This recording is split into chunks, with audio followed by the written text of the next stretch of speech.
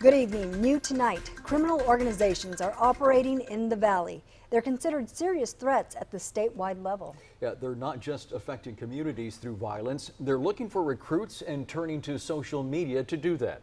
Channel 5's Valerie Gonzalez has more. 10 gangs are here in the Valley. They have a presence from Starr to Cameron counties. They're not just growing in numbers on the streets and in prisons. They're reaching into your home, recruiting your kids.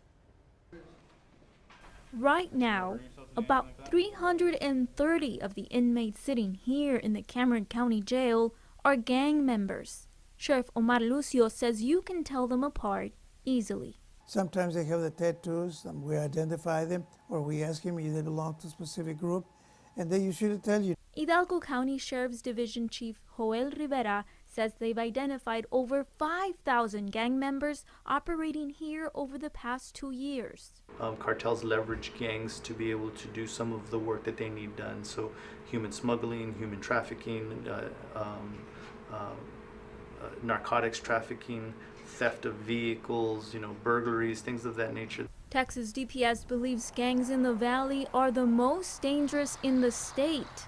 Tango blasting cliques, Latin Kings, and the Texas Mexican Mafia are what the DPS considers the top 3 gangs posing significant threats in the state, and they're all right here. Evidence is everywhere. If you're concerned about gangs in your community, don't just look at walls like this for signs of their presence. Law enforcement recommends you also check your child's social media walls. The DPS finds members of these criminal organizations are posting and advertising their lifestyle. Although they have some expectation of privacy, or parents may look at their children's social media accounts. We strongly encourage for parents to take an active role in their children's life and look at what they're doing on social media. When you're scrolling, look closely at the details. You're looking at messages, photos that glorify certain aspects of gangs. So maybe gang signs, colors, tattoos, things of that nature that can tip off towards recruitment, gang recruitment. Sheriff Lucio advises a more traditional approach. They need to keep track to see where the kids are at all time, who their friends are, who do they hang around with. Try to find out where they hang out. They believe monitoring can prevent your child from ending up here.